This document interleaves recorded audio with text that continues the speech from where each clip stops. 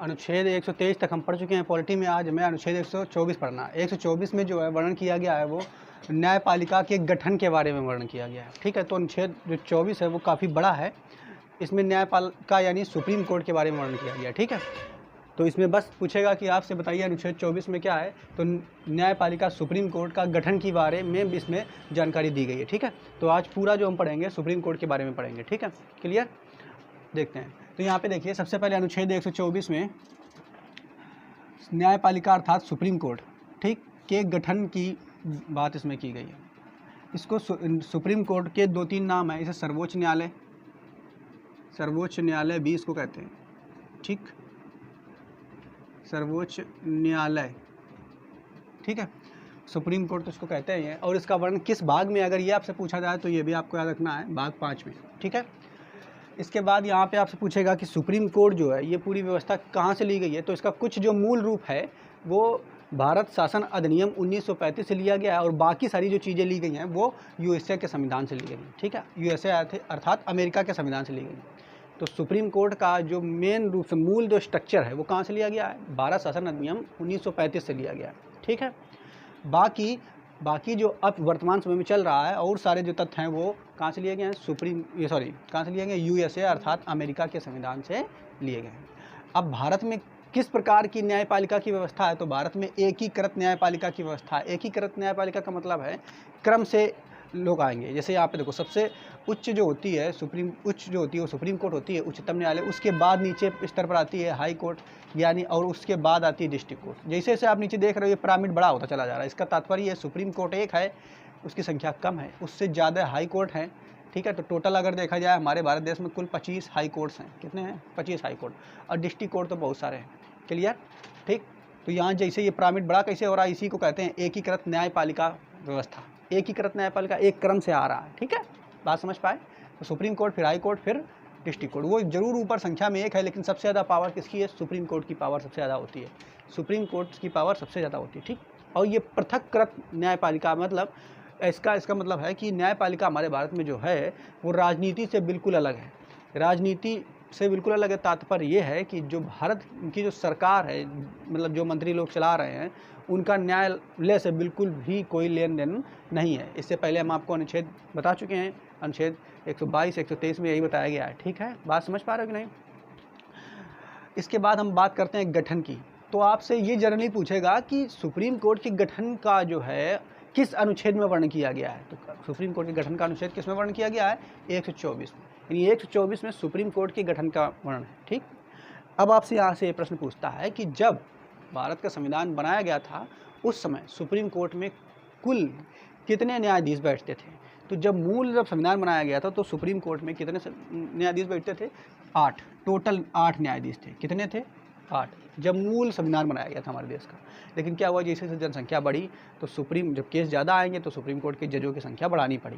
तो इसमें क्या है, पहले देखो यहाँ पे हमने क्या लिख दिया है, 7 + 1 CGI। CGI मतलब है चीफ जस्टिस ऑफ इंडिया। ठीक है, भारत का मुख्य न्यायाधीश। ठीक, यानी सुप्रीम कोर्ट का जो मुख्य न्यायाधीश है उसी को हम चीफ जस्टिस ऑफ इंडिया कहते हैं। तो 7 अन्य जज हो गए और एक chief justice of India. In total मिलाकर के मूल संविधान में 8 न्यायाधीश थे। इसके बाद उनकी संख्या बढ़ाई गई, फिर 25 वो हो गए और एक चीफ जस्टिस ऑफ इंडिया, यानी कुल मिलाकर 26। तो 8 से फिर 26 हुई, 26 से 31 हुई, और अब वर्तमान समय में 34 हो गई। ठीक है, तो याद रखना है 8, 26, 31, 34, 8, 26, 31, 34 याद कर लेना है वास्तव में। लेकिन पूछा जो जाता है जनरली, ये क्वेश्चन बहुत पूछा जाता है कि जो मूल संविधान था उसमें जो जज थे वो कितने थे सुप्रीम कोर्ट में। तो सुप्रीम कोर्ट में जजों की संख्या मूल संविधान में 8 थी, जबकि एक मुख्य न्यायाधीश तो उसमें होता ही है। मेरी बात समझ रहे हो कि नहीं। ठीक है, लेकिन वर्तमान में कितने हैं, तो वर्तमान में हैं 34, 34। ठीक है, यानी अगर 34 हैं तो एक चीफ जस्टिस ऑफ इंडिया हो जाएगा, और बाकी 33 अन्य में आ जाएंगे। आपसे ये भी पूछ सकता है, अगर यहाँ से पूछेगा कि ये जो 31 चीफ जस्टिस ऑफ इंडिया है, ठीक है, ये कब सन में बनाए गए, तो 2008 और 9। ठीक है, तो इसको भी आप चाहो तो लिख सकते हो, वैसे आएगा नहीं, लेकिन इन दोनों से प्रश्न जरूर आएगा। वर्तमान में कितने हैं, 34, शुरू में कितने थे, 8, 34, 8 याद कर लेना, और हो सके तो आप ये भी याद कर लो, 26, 8, 26, 31, 34। ठीक है, तो गठन किस में किया गया, अनुच्छेद 124 में। शुरू में कितने थे, 8, अभी वर्तमान में कितने हो गए हैं? 34। अच्छा, आगे चलते हैं। अब यहाँ पे देखिए कि सुप्रीम कोर्ट की जजों की संख्या बढ़ाने का कार्यकर्ता कौन है? तो सुप्रीम कोर्ट के जजों का कार्य, संख्या बढ़ाने का कार्य जो है संसद करती है। मेरी बात समझ पा रहे हैं? ठीक। लेकिन अभी यहाँ पे हम पढ़ेंगे कि जो संसद है, संसद में जो सरकार है, वो इन जजों की संख्या बढ़ाने का कार्य तो करती है, लेकिन इन पर प्रेशर नहीं डाल सकती कि तुम हमारे हिसाब से कार्य कीजिए। यानी सुप्रीम कोर्ट बिल्कुल अलग है और जो आपका संसद भवन है वो अलग है। ये एक दूसरे से कोई संबंध नहीं रख सकते हैं। मतलब सुप्रीम कोर्ट के जज पर ये जो संसद भवन में सांसद बैठे हैं, ये कोई दबाव नहीं डाल सकते हैं। अगर ऐसा होता तो भारत की जो न्यायपालिका है, न्याय व्यवस्था है, वो सही ढंग से न चल पाती। मेरी बात समझ पा रहे हो? अभी इसको हम आपको समझाएंगे। इसको बदलने का प्रयास किया भी गया था। ठीक है, आगे देखते हैं। तो पहले यहाँ पे देखते हैं योग्यता, यानी सुप्रीम कोर्ट में अगर कोनो व्यक्ति जज बनना चाहता है, सुप्रीम कोर्ट में जज, ठीक है, तो बहुत बड़ी बात है। तो उसको बनने के लिए क्या योग्यता रखनी चाहिए? तो पहली बात तो वो भारत का नागरिक हो तो श्योर है, विदेशी तो कोनो बनाने देगा, है ना। तो पहली तो शर्त बिल्कुल सभी में, आप राष्ट्रपति में पढ़े थे भारत का नागरिक हो, उपराष्ट्रपति में पढ़े थे भारत का नागरिक हो। ऐसे देखोगे इसमें भी सुप्रीम कोर्ट का अगर न्यायाधीश बनाना है तो सबसे पहले वो भारत का नागरिक होना चाहिए। ये तो बिल्कुल योग्यता सभी के अंदर होनी चाहिए, यानी भारत का ही होगा वो। इसके अलावा 10 वर्ष का वकालत का अनुभव हो। कितने वर्ष का? 10। लेकिन कहाँ पे वकालत का अनुभव? भाई कोर्ट तो 3 है। देखो, एक सुप्रीम कोर्ट है, एक हाई कोर्ट है और डिस्ट्रिक्ट कोर्ट है। तो कौन सी कोर्ट में वकालत का अनुभव? हाई कोर्ट में। ये बात आपका रखना है, ठीक है। निचली, उससे निचली सदन में, डिस्ट्रिक्ट कोर्ट में नहीं, हाई कोर्ट में वकालत का अनुभव हो। मेरी बात समझ पा रहे हो नहीं? अच्छा, अगर हाई कोर्ट में वकालत का अनुभव नहीं है तो फिर क्या हो? तो या फिर 5 साल का जज का अनुभव हो, ठीक है। ये भी किसमें? हाई कोर्ट में। अब बात समझ पा रहे हो? लेकिन अब देखो, अगर इसे देखा जाए तो डिस्ट्रिक्ट कोर्ट तो हमने आपको बता दिए हैं 25। डिस्ट्रिक्ट कोर्ट कितने हैं? 25। सॉरी, हाई कोर्ट कितने हैं? क्या हमने हाँ, high court total 25। High court की संख्या कितनी है? 25। और इसमें बहुत सारे जज होंगे भाई। 25 है तो 25 तो जज कम से कम होंगे ही, ठीक है। और बाकी अन्य जो और देखा जाए तो और भी तो होंगे, ठीक है।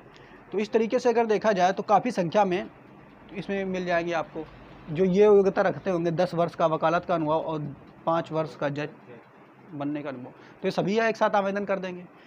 तो अब सभी के पास योग्यता है तो राष्ट्रपति जी जो है, बनाना कितनों को यहाँ पे देखिए, 33 + 1, 33 + 1 यानी 34 ही को लेना है, ठीक है। और वैसे संख्या बहुत ज़्यादा हो जाती है। तो अगर सब आवेदन कर देंगे कि सुप्रीम कोर्ट का जज बनना है, तो फिर क्या करेंगे राष्ट्रपति? क्या करेंगे वो देखेंगे, अपने हिसाब से देखेंगे कि भैया राष्ट्रपति की नज़र में कानून का जानकार हो, यानी राष्ट्रपति को लगना चाहिए कि इसको कानून जो है बहुत ज़्यादा पता है। बात समझ पा रहे हो कि नहीं? तब जो है राष्ट्रपति जी उसको क्या करेंगे, सुप्रीम कोर्ट के लिए जज की नियुक्ति उसकी कर देंगे। मेरी बात समझ पा रहे हो कि नहीं? ऐसा नहीं कर देंगे कि सभी लोग आवेदन कर देंगे। बात समझ रहे हो ना? ऐसे समझ लो कि जैसे आप देखिए, कोई भी वैकेंसी निकलती है तो उसमें मान लिया 12th पास हैं, 12th पास मान लिया, या फिर ग्रेजुएशन पास हैं। यूपीएससी की जो जॉब निकलती हैं IAS PSS के लिए, उसमें ग्रेजुएशन पास मांगता है। तो ग्रेजुएशन पास ज़्यादातर सभी विद्यार्थी हो जाते हैं, जनरली BA कर लेंगे, 50% से पास हो गए। तो अब योग्यता में तो मांग लिया गया कि भाई अगर आप इतनी योग्यता रखते हो तो आप क्या है, आप बनने लायक हो गए हो IAS PCS, हैं। लेकिन ये थोड़ा कि आपको बना दिया जाएगा, हैं। उसके लिए परीक्षा होती है, ठीक। तभी फिर जब परीक्षा में जो पास होते हैं विद्यार्थी लोग, तब जा करके वो बनते हैं। तो उसमें से कुछ ही बन पाते हैं ना। तो योग्यता इतनी तो काफ़ी यहाँ पे देखा जाए हाई कोर्ट के जजों लोगों की हो जाएगी। बात समझ रहे हो कि नहीं? लेकिन उनमें से लेगा कौन लिया जाएगा? जो राष्ट्रपति की नज़र में सबसे ज़्यादा कानून का जानकार होगा। अर्थात राष्ट्रपति देखते रहते हैं कि भाई किसने कितने ज़्यादा केस लड़े हैं और जिताए हैं, किसको ज़्यादा एक्सपीरियंस है। तो उस हिसाब से राष्ट्रपति जो है अपना क्या करते हैं, सुप्रीम कोर्ट के लिए न्यायाधीशों की नियुक्ति करते हैं। बात समझ पा रहे हैं? तो योग्यता ये होना चाहिए। अब देखो यहाँ पे समझते हैं, इसके बाद योग्यता ये हो गई। इसके बाद आप समझते हैं नियुक्ति। नियुक्ति का मतलब, इसकी नियुक्ति कौन करता है इनकी? तो योग्यता में आप जान गए नियुक्ति कौन करेगा, तो नियुक्ति राष्ट्रपति करते हैं। नियुक्ति कौन करते हैं? राष्ट्रपति करते हैं। लेकिन यहाँ पे समझिए, राष्ट्रपति जी जो है इनके पास खुद ही इतना काम है। अब वो कैसे देखेंगे कि भाई इनको चुनना है? कैसे? मान लो, अब देखो यहाँ पे समझिए, ये हाई कोर्ट है, ये मान लेते हैं हाई कोर्ट, ये सुप्रीम कोर्ट है, ठीक। इसमें जजों की संख्या को भर्ती करना है, जजों को इसमें भर्ती करना है। और ये हाई कोर्ट है, ठीक। और ये हमारे राष्ट्रपति जी हैं, ठीक है। तो हाई कोर्ट तो बहुत सारे हैं। मेरी बात समझ पा रहे हो कि नहीं? इतने सारे हाई कोर्ट हैं और राष्ट्रपति जी कैसे नज़र लगा के रखेंगे कि भैया, और इस 25 हाई कोर्टों में बहुत सारे जज हैं, किस किस पे नज़र लगा के रखेंगे, कौन ज़्यादा जानकार है, कौन ज़्यादा ज्ञाता है? वो तो रख नहीं पाएंगे भैया, उनके पास खुद है बहुत काम, रख पाएंगे क्या? तो ये क्या करेंगे, राष्ट्रपति जी ऐसी स्थिति में क्या करते हैं, नियुक्ति तो करते हैं, राष्ट्रपति ही नियुक्ति करते हैं, लेकिन वो क्या करते हैं, सलाह लेते हैं। किससे सलाह लेते हैं? ये क्या कहते हैं, सबसे पहले ये क्या कहते हैं राष्ट्रपति जी, जो सुप्रीम कोर्ट के चीफ जस्टिस ऑफ इंडिया हैं, यानी सुप्रीम कोर्ट के मुख्य न्यायाधीश हैं, उनसे कहते हैं कि भैया उनसे कहते हैं कि देखिए आप लोग अपने नीचे जो डिस्ट्रिक्ट हाई कोर्ट है, हाई कोर्ट में देखिए जो योग्य न्यायाधीश है उसको बुलाइए और उसकी नियुक्ति करते हैं। तो अब यहाँ पे देखिए, ये सुप्रीम कोर्ट का जो मुख्य न्यायाधीश होगा, अब उसके पास भी तो बहुत काम रहता है कि नहीं। तो वो क्या करता है, वो राष्ट्रपति ने सुप्रीम कोर्ट के मुख्य न्यायाधीश से सलाह ली यानी उसे कह दिया कि भैया तुम कर दो, देख लो कौन बढ़िया आदमी है, हैं। अब बाकी ये सुप्रीम कोर्ट के मुख्य न्यायाधीश वो एक हैं, अब उनके पास भी तो बहुत सारे काम हैं, बात समझ पा रहे हो कि नहीं। तो वो क्या कहेंगे, या नीचे पहुँचेंगे इधर। तो यहाँ जो हाई कोर्ट में जो न्यायाधीश हैं, वरिष्ठ न्यायाधीश हैं, उच्च न्यायाधीश हैं, उनसे कहते हैं कि आप देखिए, क्योंकि वो जानते हैं हर हाई कोर्ट, बहुत सारे 25 हाई कोर्ट है, उसमें देखते हैं कौन कौन बढ़िया काम कर रहा है। तो हाई कोर्ट में मान लो एक हाई कोर्ट है और उसमें एक मुख्य न्यायाधीश है, अब वो जानता है कि जितने न्यायाधीश इसमें आते हैं कौन ज़्यादा योग्य है, जानता होगा कि नहीं। तो अब ये सुप्रीम कोर्ट के मुख्य न्यायाधीश हैं, वो हाई कोर्ट के मुख्य न्यायाधीश से कहते हैं, उनसे सलाह लेते हैं कि आप बताओ कि कौन ज़्यादा योग्य है, उसको भेज दो, ठीक है। या फिर सुप्रीम कोर्ट के जो मुख्य न्यायाधीश हैं उनको अगर हाई कोर्ट का कोई मुख्य न्यायाधीश सही लगा कि ये ज़्यादा योग्य है, तो कहेगा आप ही चले आओ। मेरी बात समझ पा रहे हो कि नहीं। यानी राष्ट्रपति सलाह लेते हैं किससे, सुप्रीम कोर्ट के मुख्य न्यायाधीश से, और सुप्रीम कोर्ट के मुख्य न्यायाधीश क्या करते हैं, हाई कोर्ट के न्यायाधीशों से सलाह लेते हैं। वो ये मुख्य न्यायाधीश भी हो सकता है और न्यायाधीश भी हो सकते हैं, वरिष्ठ वाले। बात समझ पा रहे हो कि नहीं। तो यानी राष्ट्रपति जी सलाह किन लोग से लेते हैं, 2 लोगों से लेते हैं, चीफ जस्टिस ऑफ इंडिया से लेते हैं, उसके अलावा चीफ जस्टिस ऑफ इंडिया के अलावा हाई कोर्ट के जो न्यायाधीश हैं उनसे सलाह लेते हैं। लेकिन डायरेक्टली उनसे ये राष्ट्रपति सलाह नहीं लेते हैं, डायरेक्टली इनसे लेते हैं, और ये इनडायरेक्टली इनसे रहता है, तो मतलब सलाह 2 लोगों से होगी कि नहीं। उसके बाद ये लोग जिसको कहेंगे कि भाई ये ज़्यादा योग्य है, इनको बनाइए, तो उसको राष्ट्रपति जी इन लोगों की सिफारिश पर क्या बना देते हैं, सुप्रीम कोर्ट के न्यायाधीश। मेरी बात समझ पा रहे हो कि नहीं। तो लिखा हुआ क्या, इनकी नियुक्ति कौन करते हैं, राष्ट्रपति करते हैं। कैसे, किसकी उसमें करते हैं, CGI यानी सुप्रीम कोर्ट के मुख्य न्यायाधीश और उच्च न्यायालय के मुख्य न्यायाधीश के परामर्श पर करते हैं, ठीक है। मेरी बात समझ पा रहे हो कि नहीं। ये बात भी आपको याद रखना है कि आपसे पूछेगा कि राष्ट्रपति जो नियुक्ति करते हैं कितने लोगों के कहने पर करते हैं, कितने लोगों की सिफारिश पर करते हैं, तो 2 लोगों, ठीक है। कौन कौन 2 लोग हैं, सुप्रीम कोर्ट के मुख्य न्यायाधीश तथा उच्च न्यायालय के मुख्य न्यायाधीश, या कोनो न्यायाधीश भी हो सकता है, ठीक है। बात समझ पा रहे हो कि नहीं, ये बात आपको याद रखनी है। इसके अलावा आप ये चीज़ समझिए, अच्छा देखो, जैसे मान लो यहाँ तक तो ठीक है, जैसे ये सुप्रीम कोर्ट है हमारा, सुप्रीम कोर्ट, ठीक। और सुप्रीम कोर्ट में जो न्यायाधीश हैं वो कितने हैं, हमें पता है 33 हैं, न्यायाधीश कितने हैं, 33, ठीक, न्यायाधीश 33 हैं। और चीफ जस्टिस ऑफ इंडिया यानी मुख्य न्यायाधीश कितना है, 1 है। मेरी बात समझ पा रहे हो। हमने आपको बताया कि इनकी 33 की अगर नियुक्ति करना है तो कैसे करेंगे, राष्ट्रपति जी करेंगे। किससे सलाह लेंगे, पहले इन्हीं से कहेंगे। राष्ट्रपति किससे कहेंगे, चीफ जस्टिस ऑफ इंडिया से कहेंगे कि भाई साहब आप देख लो जा करके नीचे सदन में, नीचे जो हाई कोर्ट है उसमें देख लीजिए कि कौन बढ़िया है। तो वो हाई कोर्ट से सलाह लेंगे, फिर उसके बाद नियुक्ति कर देंगे। तो 33 की तो नियुक्ति ऐसे हो जाती है। लेकिन अगर कभी ये रिटायर होते हैं, कौन, चीफ जस्टिस ऑफ इंडिया, ये अगर रिटायर होते हैं तो इनकी नियुक्ति कैसे की जाएगी, ये भी तो एक प्रश्न है। तो इनकी नियुक्ति भी राष्ट्रपति करते हैं, लेकिन इसमें किसके कहने पे करेंगे, ठीक है। तो इसमें क्या किया जाता है कि राष्ट्रपति देखते हैं कि हाँ सुप्रीम कोर्ट में जो जज हैं इसमें बहुत सारे वरिष्ठ जज होंगे कि नहीं। तो जो बहुत वरिष्ठ जज होते हैं, वरिष्ठ का मतलब केवल ये नहीं है कि उनकी उम्र ज़्यादा है, इनका मतलब ये भी है कि उन्होंने केस ज़्यादा लड़े हों, उनके पास योग्यता ज़्यादा हो, अनुभव एक्सपीरियंस ज़्यादा हो। बात समझ पा रहे हो कि नहीं। तो अगर सुप्रीम कोर्ट में आप देख रहे हो जो ये 33 जज हैं, उनमें से 3 वरिष्ठ जजों को निकाल लिया जाता है, सॉरी 3 नहीं 5, कितने वरिष्ठ जजों को, 5 वरिष्ठ जजों को निकाला जाता है। और निकाल करके राष्ट्रपति उनसे सलाह लेते हैं कि आप बताइए अब किसको नियुक्त किया जाए, ठीक है, किसके पद पर, मुख्य न्यायाधीश के पद पर, है ना। तो वो जो 5 जजों की मंडली होती है, 5 जजों की जो मंडली होगी वो बताएगी कि अब सुप्रीम कोर्ट का जो जज होगा, मुख्य न्यायाधीश होगा, सुप्रीम कोर्ट का जो मुख्य न्यायाधीश होगा वो किसे नियुक्त करेंगे। तो वो सलाह देंगे राष्ट्रपति को। और जो 5 जजों की ये मंडली होगी, इस मंडली को कहते हैं कोलोजियम। क्या कहते हैं, कोलोजियम। कहीं लिखा है आपने, ये कोलोजियम। मेरी बात समझ पा रहे हो कि नहीं। तो कोलोजियम क्या है, आपको याद रखना है, 5 जजों की मंडली है। कौन से 5 जजों की मंडली है, तो सुप्रीम कोर्ट के 5 जजों की मंडली होती है, समूह होता है। और ये लोग क्या करते हैं, तो ये लोग सलाह देते हैं राष्ट्रपति जी को कि किसे अब सुप्रीम कोर्ट का मुख्य न्यायाधीश नियुक्त करना है। बात समझ पा रहे हो कि नहीं, ठीक है, क्लियर। तो ये बात भी आपको समझ में आ गई। तो आपसे प्रश्न पूछेगा कि सुप्रीम कोर्ट के जो मुख्य न्यायाधीश है उसकी नियुक्ति कौन करता है, राष्ट्रपति करता है, किसकी सलाह पे करता है, कोलोजियम की सलाह पे करता है। मेरी बात समझ पा रहे हो कि नहीं।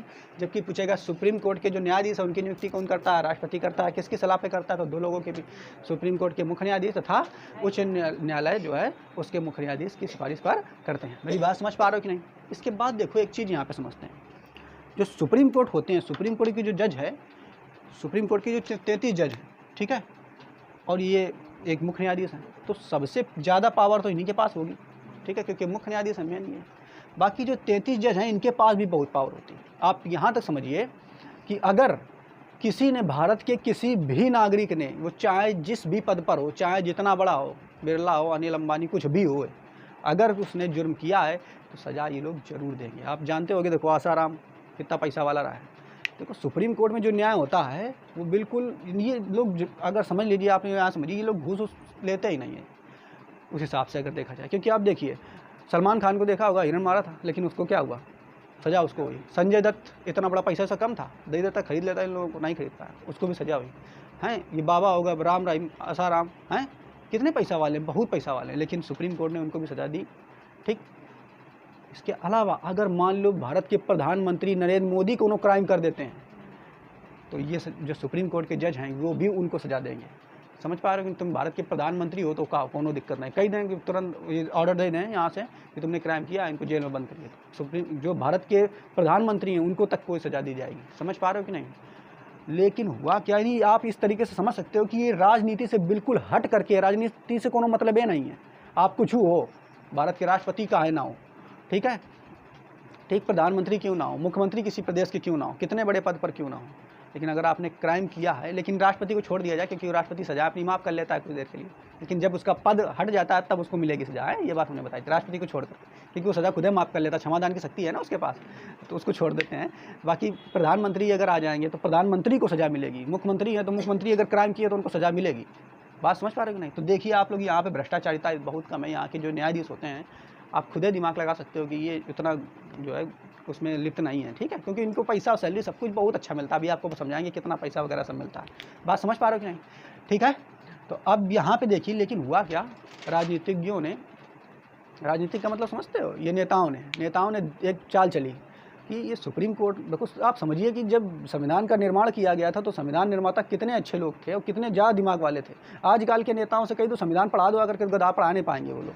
समझ रहे हो कि नहीं? और उस समय के लोग, जब ना इंटरनेट था, ना कुछ था, कुछ भी नहीं था, इतने ज़्यादा माइंडेड लोग थे, ठीक है, संविधान के निर्माता लोग, ठीक। उसमें से खासकर जो थे भीमराव अम्बेडकर, सोचिए कितने ज़्यादा निर्माता ज्ञाता थे कि वो उस समय संविधान बना करके गए और उसकी काट अभी तक भी उपलब्ध नहीं है। बात समझ रहे हो? लेकिन फिर क्या हुआ, यहाँ पे हमने आपको बताया कि इनकी नियुक्ति तो राष्ट्रपति करता है, लेकिन ऐसा नहीं कि यहाँ पे देखो ये शामिल कर दिया गया कि प्रधानमंत्री की सिफारिश पर करेंगे, जबकि अभी तक हम आगे पढ़ रहे थे कि जो कुछ करवाते थे तो प्रधानमंत्री करवाते थे राष्ट्रपति से। लेकिन यहाँ पर ऐसा कुछ नहीं है कि इनकी नियुक्ति जो है प्रधानमंत्री कहेंगे ना इनको तुम बना दो सुप्रीम कोर्ट का जज।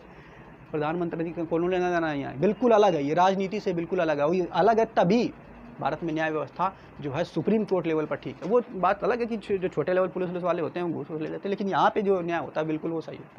बात समझ पा रहे हो कि नहीं? अपने हिसाब से जो होते हैं, ठीक है। लेकिन हुआ क्या, जो सरकार थी, है ना, उसने देखा कि ये न्यायपालिका जो व्यवस्था ये बिल्कुल गड़बड़ है उनके हिसाब से, कि अगर सरकार कुछ भी गलत करती है तो न्यायपालिका तुरंत, आप देखो कोरोना में मान लो कुछ हो रहा तो सुप्रीम कोर्ट चेतावनी देने लगती है कि सरकार ये क्या कर रही है, पेपर में पढ़ोगे सरकार के बारे में, उसकी आलोचनाएं करने लगती है, बताने लगती है कि आप ये गलत कर रहे हो, ये सही करिए सरकार, ठीक है। कुछ भी अगर होता है तो सुप्रीम कोर्ट देती है आलोचना करने लगती है।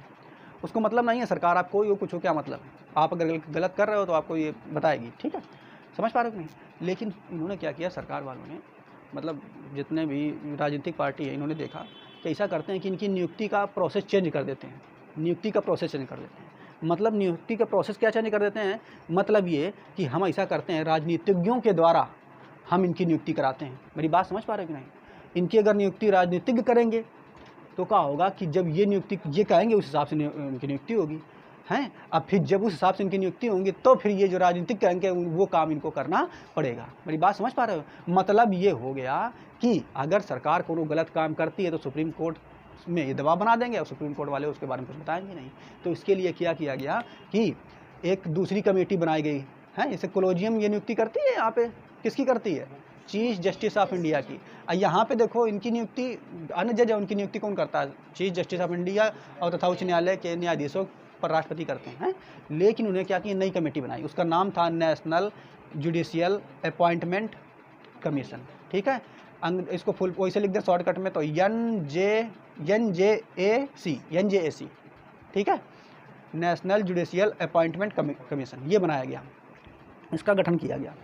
अब इसको देखो, जैसे हमने आपको बताया कौन नया नियम कानून आएगा तो पहले संसद में जाएगा, अब वहाँ पारित कराएगा लोकसभा से राज्यसभा, राज्यसभा से फिर क्या जाके राष्ट्रपति के पास जाएगा। लेकिन फिर क्या होगा, अब यहाँ पे देखिए जैसे ही आया तो ये, अब फिर इसके बाद यहाँ पे देखो जैसे आया तो इसमें क्या है, इसमें नियुक्ति की व्यवस्था की गई थी। अब इसमें क्या किया गया था, इसमें 7 लोग थे। कौन कौन थे देखिए, यहाँ पे 2 मंत्री थे, 2 मंत्री में तुम्हारे एक प्रधानमंत्री हो जाएंगे, एक अन्य में हो जाएंगे, 2 जज थे, एक राष्ट्रपति थे और 2 अन्य सदस्य थे। ठीक है, तो टोटल मिलाकर 7 थे। अब देखो यहाँ पे राजनीतिक आ गया कि नहीं है, अब ये राजनीतिक आ गया, अब ये जो कहेंगे राष्ट्रपति से उसी हिसाब से नियुक्ति की जाएगी। बात समझ पा रहे हो नहीं? तो जैसे ही ये नियम कानून आया तो सुप्रीम कोर्ट ने देखा, अरे ये कौन सा नियम कानून ले आए, कहा तुम हमारे पास हमको बिगाड़ना चाहते हो। तुरंत सुप्रीम कोर्ट ने इसको खारिज कर दिया कि ये नियम कानून गलत है और इसको यहाँ से तुरंत वापस लौटाओ। बात समझ पा रहे कि नहीं? तो इसको तुरंत ही जैसे ही आया, और जबकि वहाँ से पास हो चुका था लोकसभा राज्यसभा से, इसके बाद इसको खारिज कर दिया गया कि तुम न्यायपालिका में छेड़छाड़ करना चाहते हो। अगर ये हो जाता तो फिर जो सुप्रीम कोर्ट जो निष्पक्ष ढंग से काम करती है वो ना कर पाती, और ये प्रधानमंत्री जो बन जाएंगे, है ना, ये प्रधानमंत्री जो नई पार्टियों के आएंगे, पार्टी के हिसाब से ये सुप्रीम कोर्ट भी नाचने लगती। बात समझ पा रहे कि नहीं? तो इसलिए इसको खारिज कर दिया गया था, और अभी भी व्यवस्था जो है कोलिजियम के हिसाब से ही नियुक्ति होती है, तभी सुप्रीम कोर्ट जो है बहुत अच्छे ढंग से काम करती है। बात समझ पा रहे कि नहीं? तो सोचिए, देखिए कि संविधान निर्माताओं ने कितने ढंग से संविधान को बनाया था कि अगर कोई नेता चाहे भी बर्बाद करना तो वो नहीं कर सकता, है ना। ऐसी ऐसी चीज़ें पावर देगा कि कितना दिमाग उस समय बैठे लोगों ने सोचा था। आजकल के नेता तो बिल्कुल खा खा के बस चौड़ी आते रहते हैं और कोनो काम है नहीं उनका, पढ़े लिखे तो होते नहीं। ठीक है, ये गलती कर दी है थोड़ी सी, हमें लगता है इनको जो है नेताओं को जो है पढ़ा लिखा होना चाहिए था, योग्यता लिख देना चाहिए थी। जैसे परीक्षा होती है, अब छोटे मोटा तुम पुलिस बनने जाते हो, इतनी ज़्यादा पढ़ाई करनी पड़ती है तब जाकर के पुलिस वाले बनते हो, ये नेता बन जाते हैं देश चलाने के लिए, अनपढ़ कर गदाई कर मार रहे हैं कि नहीं। अब बताओ, तो ये थोड़ी सी होना चाहिए कि इनको भी पढ़ा लिखा होना चाहिए और इनके लिए भी पेपर होना चाहिए, तब जाकर के चुनाव में खड़े हो सकते हैं। ऐसा अगर हो तो ज़्यादा सही रहे। चलो कोनो बात नहीं, मेरे विचार हैं, बाकी आप लोग देखिए। इसके बाद यहाँ पे देखिए, यहाँ पे देखते हैं शपथ कौन दिलाएगा, तो राष्ट्रपति जी दिलाएंगे। शपथ कौन दिलाएगा? राष्ट्रपति। इनको शपथ, किसको शपथ? ठीक है, CGI या सुप्रीम कोर्ट के जितने भी ये न्यायाधीश हैं, इनको शपथ राष्ट्रपति दिलाते हैं। इनका कार्यकाल कितने वर्ष होता है, तो कार्यकाल इनका 65 वर्ष होता है, या 6 वर्ष। 65 वर्ष या 6 वर्ष। इसका तात्पर्य क्या है? इसका तात्पर्य ये है कि कौन अगर व्यक्ति, देखिए मान लो 50 साल का है, 50 साल का है, इसको जो है सुप्रीम कोर्ट का न्यायाधीश बनाया गया, तो 6 साल तक ये रहेगा, 6 साल तक, ठीक, 6 साल तक कार्यकाल करेगा, इसके बाद ये रिटायर हो जाएगा। लेकिन अगर कौन व्यक्ति मान लें 63 साल का है, 63 साल का, ठीक है, तो जैसे ही 65 साल का होगा इसको रिटायर कर दिया जाएगा, यानी इसका कार्यकाल केवल 2 ही साल चलेगा। मेरी बात समझ पा रहे हो कि नहीं? तो यानी 65 वर्ष या 6 वर्ष, इन दोनों में से जो पहले हो। बात समझ पा रहे हो कि नहीं? अगर आप कम उम्र के हो तो 6 साल तक पूरा कर लोगे, अन्यथा अगर आप 65 के करीब पहुंचने में जितने साल तक आपको लगेगा, आप उतने साल तक कर सकते हो। इसके अलावा फिर देखिए, त्याग पत्र किसको देंगे? अगर ये लोग त्याग पत्र देना चाहते हैं तो त्याग पत्र किसको देंगे? राष्ट्रपति को देंगे। बात समझ पा रहे हो कि नहीं? अब इसके बाद जो आगे की प्रक्रिया है, इनको हटाने की प्रक्रिया है। तो हटाने की जो प्रक्रिया है बच्चों, इसको समझते हैं। ये प्रक्रिया बिल्कुल और बिल्कुल महाभियोग की तरह है, जैसे राष्ट्रपति को हटाने की प्रक्रिया होती है, लेकिन महाभियोग शब्द का प्रयोग यहाँ नहीं किया सकता। बात समझ पा रहे कि नहीं? हमने आपको बताया था अनुच्छेद में कि जो सुप्रीम कोर्ट के न्यायाधीश हैं, उनकी बुराई जो है संसद के लोग नहीं कर सकते हैं, उनके आचरण पे वो प्रश्न चिन्ह नहीं लगा सकते हैं। बात समझ पा रहे हो कि नहीं? वो क्या कर सकते हैं? अगर हटाना चाहते हैं तो महाभियोग लाएंगे। महाभियोग ये शब्द केवल राष्ट्रपति के लिए प्रयोग किया था, हम आपको बार बार बता रहे हैं, लेकिन प्रक्रिया सेम है, इसीलिए हम महाभियोग यहाँ पे लिख दिए हैं। मेरी बात समझ पा रहे हो कि नहीं? तो देखिए इसमें कैसे हटाते हैं ये समझ लेते हैं एक बार। देखो, अगर मान लो संसद में किसी लोगों को लग रहा है, सांसदों को लग रहा है कि कौन न्यायाधीश सही नहीं है, उसके आचरण पर उसको शक है, तो ये कहेंगे नहीं, सीधे क्या करेंगे? मान लो लोकसभा आई, इधर देखिए, इधर बना देते हैं लोकसभा, ये लोकसभा है, ये राज्यसभा, ठीक। अब ऐसा इनको लग रहा है कि भैया एक जो है न्यायाधीश ये सही नहीं, इनको हटाना है, ठीक है। तो क्या करेंगे? ये लोकसभा में प्रस्ताव सबसे पहले लाएंगे। लोकसभा में प्रस्ताव कैसे लाएंगे? चाहे लोकसभा में लाएं चाहे राज्यसभा में, कोई भी ला सकता है, ठीक है। इन दोनों सदनों में से कोई भी सदन ला सकता है। तो जब लाएंगे, अगर लोकसभा में पहले लाएंगे तो इसके कम से कम 100 सदस्य जो है, 100 सदस्य, लोकसभा के 100 सदस्य उस प्रस्ताव पर सिग्नेचर किए होने चाहिए, यानी इनकी अनुमति होनी चाहिए, इनका अनुमोदन होना चाहिए। अब यहाँ से पास होकर के जब ये जाएगा 100 सदस्य लेकर के, तो राज्यसभा के सदस्यों के पास जाएगा, तो इनके पास कम से कम 50 सदस्य जो है इसकी अनुमति दे दें, सिग्नेचर कर दें, अनुमोदन कर दें। बात समझ पा रहे कि नहीं? हमने क्या बताया लोकसभा में अगर पहली बार लाया जाएगा प्रस्ताव कि किसी जज को हटाना है, ठीक है, सुप्रीम कोर्ट के, तो 100 सदस्य लोकसभा के, अब वहाँ से फिर जाएगा राज्यसभा में, तो राज्यसभा के 50 सदस्य जो है सिग्नेचर करना चाहिए, या फिर अगर राज्यसभा में पहले आता तो 50 सदस्य वहाँ के सिग्नेचर करें, और फिर लोकसभा में 100 सदस्य, तो कुल मिलाकर के 150 सदस्य जो है इसको लाएंगे पहली बार प्रस्ताव को, ठीक, कि मान लो इस जज का आचरण सही नहीं है, इसको हमको हटाना है, तो कितने 150 लाएंगे। अब 150 सदस्य जब लाएंगे तो अब फिर क्या होगा, देखिए अब ये प्रस्ताव जाएगा किसके पास, तो ये प्रस्ताव जाएगा यहाँ ये जो तुम्हारा लोकसभा है और राज्यसभा, लोकसभा और राज्यसभा इनके सभापतियों के, राज्यसभा के सभापति के पास जाएगा, वो चेक करेंगे, लोकसभा के सभापति के पास जाएगा, वो चेक करेंगे। अब फिर ये क्या करेंगे, देखेंगे कि ये कैसे हो सकता है, क्योंकि सुप्रीम कोर्ट का जो जज होता है उसकी पावर बहुत ज़्यादा होती है, ठीक है। अब ये लोग क्या करेंगे, देखेंगे अच्छा ऐसी बात है, तो फिर क्या करेंगे, जांच कमेटी बिठाएंगे कि ऐसी बात है क्या। जांच कमेटी बिठाने के बाद फिर क्या होगा, यहाँ से जांच होगी, जांच होने के बाद अगर ऐसा पाया जाता है, ठीक है, क्या क्या पाया जाता है कि भाई सही बात है, जो इनके खिलाफ़ प्रस्ताव लाया गया है वो सही है, तो फिर क्या है, ये फिर से ये लौटा देंगे ये लोकसभा और राज्यसभा के पास। अब फिर लोकसभा और राज्यसभा के सदस्य क्या करेंगे, इसके फिर से उस पर सिग्नेचर करेंगे, और लोकसभा और राज्यसभा के 2/3 सदस्य इसको पारित करें, ठीक है, कितने सदस्य, 2/3 यानी 66% लोग इसको पारित करें। मेरी बात समझ पा रहे हो कि नहीं। अब फिर जब ये पारित हो जाएगा तो अब ये फिर पुनः जाएगा राष्ट्रपति के पास, और राष्ट्रपति जब इसको पारित करेंगे कि अच्छा इसी बात है, तब वो सिग्नेचर करेंगे, तब लास्ट में क्या होता है, किसी भी सुप्रीम कोर्ट के जज को हटाया सकता है। मेरी बात समझ पा रहे हो, कितनी लंबी प्रक्रिया है ये, देख सकते हो आप। 100 यहाँ से पहले, फिर 50 यहाँ से 150 हो गए, अब फिर पुनः अध्यक्षों के पास जाएगा, अध्यक्ष चेक करेंगे, कमेटी बिठाएंगे, और कमेटी बिठाने के बाद फिर पुनः यहाँ पे लोकसभा राज्यसभा सदस्यों के पास जाएगा। अब वहाँ के लोकसभा और राज्यसभा के सदस्य 2/3 सदस्य सिग्नेचर कर देंगे, यहाँ बात सही है, 2/3 66% जो होता है काफ़ी मान्य रखता है। फिर वहाँ से तब राष्ट्रपति के पास जाएगा, और फिर अंत में राष्ट्रपति जी जब सिग्नेचर करेंगे तब किसी भी सुप्रीम कोर्ट के न्यायाधीश को हटाया जा सकता है, ठीक है। तो ये थे न्यायाधीश वी स्वामीनाथन, उनके लिए हटाने की प्रक्रिया का ये जो है महाभियोग जैसा लाया गया था, ठीक है। इनका नाम याद कर लीजिए, वी स्वामीनाथन, ठीक है, ठीक है, यहाँ तक समझ पाए। अब देखो सुप्रीम कोर्ट के जो जज हैं इनको वेतन कितना मिलता है, तो इनको वेतन देखिए, सुप्रीम कोर्ट का जो चीफ जस्टिस ऑफ इंडिया है इसको 2.5 लाख मिलता है, ठीक है, पर मंथ, ठीक है। देखो तो सुप्रीम कोर्ट के चीफ जस्टिस ऑफ इंडिया जो हैं इनको कितना मिलता है, 2.5 लाख, ठीक। बाकी 2,80,000, ठीक है, इनको मिलता है 2,80,000, जबकि जो अन्य न्यायाधीश हैं उनको 2.5 लाख मिलता है। बात समझ पा रहे हो कि नहीं, ठीक। तो जो चीफ जस्टिस ऑफ इंडिया हैं बस केवल 30,000 रुपये उनको ज़्यादा मिलता है उनसे, ठीक है। बाकी तनख्वाह ये पर मंथ की है, हर महीने, समझ रहे हो कि नहीं। बाकी इसके अलावा क्या मिलता है, तो इसके अलावा देखो इनको कुछ नहीं करना पड़ता, सब कुछ सरकार देती है, हर चीज़। और इनको पैसा कहाँ से दिया जाता है, तो संचित निधि से। ये संचित निधि का मतलब ये समझिए, ये आगे हम आपको पढ़ाएंगे कि संचित निधि से जिसको वेतन दिया जाएगा उसका वेतन जितना हो गया उससे कभी घटा नहीं सकता, बढ़ाया सकता है, घटाया नहीं जा सकता। कोनो परिस्थिति आ जाए इनका वेतन नहीं घटाया सकता। बात समझ पा रहे हो? ये संसद के जो लोग हैं ये बैठे हैं वेतन घटा दें, इनकी चीज़ें घटा दें, नहीं कर सकते हैं। जो संचित निधि से वेतन आएगा इनका ना वेतन घटा सकता, ना इनकी जो सुविधाएं दी गई वो घटाई जा सकती हैं, वो नहीं कम किया सकता। बात समझ पा रहे हो? यानी कोनो हस्तक्षेप ये नहीं कर सकते हैं संसद भवन के लिए, ठीक है। इनको क्या मिलता है, इसके अलावा रहने के लिए घर मिलता है, बिजली वो सब सरकार देती है, वाहन जाने आने के लिए वाहन भी है, सिक्योरिटी गार्ड पीछे लगे होंगे तमाम बहुत सारे हैं, पेट्रोल वेट्रोल का खर्चा सरकार का है, जनरेटर मान लाइट वाइट चली गई तो जनरेटर बिजली सब सरकार देती है, गार्ड देगा, मेस का खाना, सब कुछ, यानी सारी सुविधाएँ जो है इनको मिलती हैं। बात समझ पा रहे कि नहीं।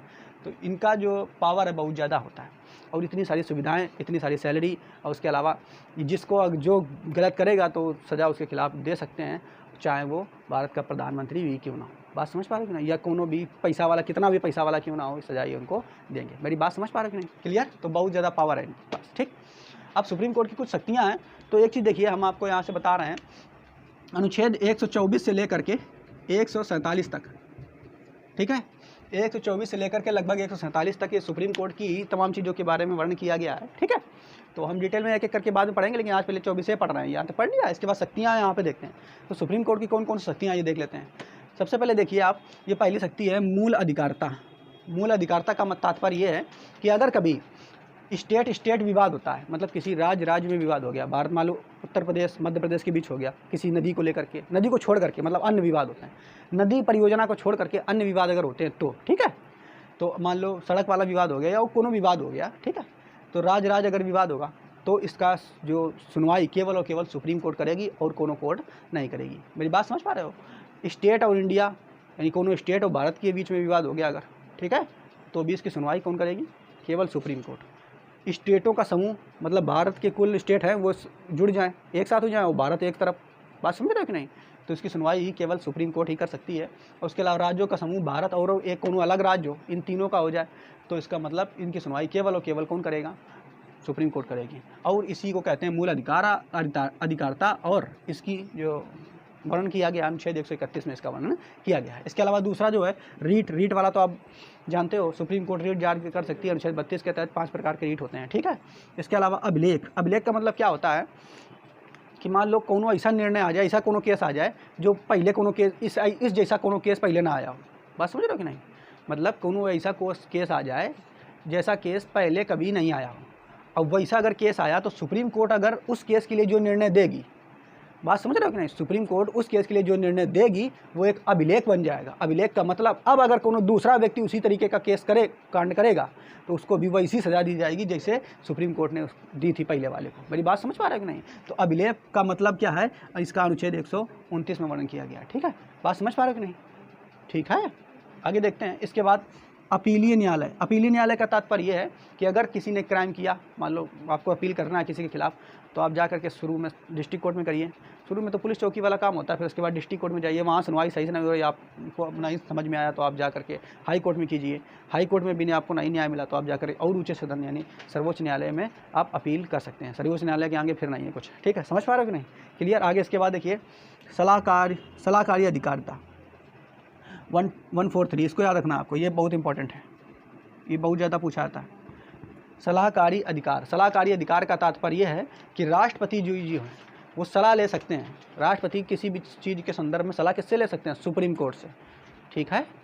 राष्ट्रपति सुप्रीम कोर्ट से सलाह ले सकते हैं। मेरी बात समझ पा रहे हैं कि नहीं? इसका कौन अनुच्छेद में वर्णन किया गया है? 143 में।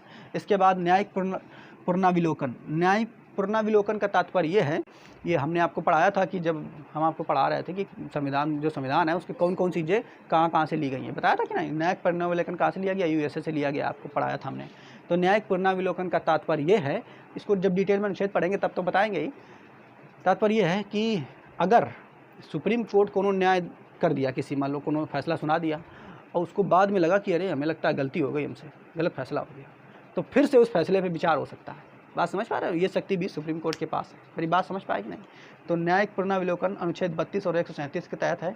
इसके अलावा संविधान का रक्षक किसे कहते हैं? तो सुप्रीम कोर्ट को कहते हैं। संविधान की व्याख्या अगर करनी हो तो कौन करेगा? सुप्रीम कोर्ट करेगा। ये अधिकार जो है दिए गए हैं, शक्तियाँ हैं सुप्रीम कोर्ट की। इनको अनुच्छेदों को हम बाद में भी पढ़ेंगे। उम्मीद है आपको इतनी चीज़ें जो है सुप्रीम कोर्ट की चीज़ें समझ में आई होंगी, ठीक है।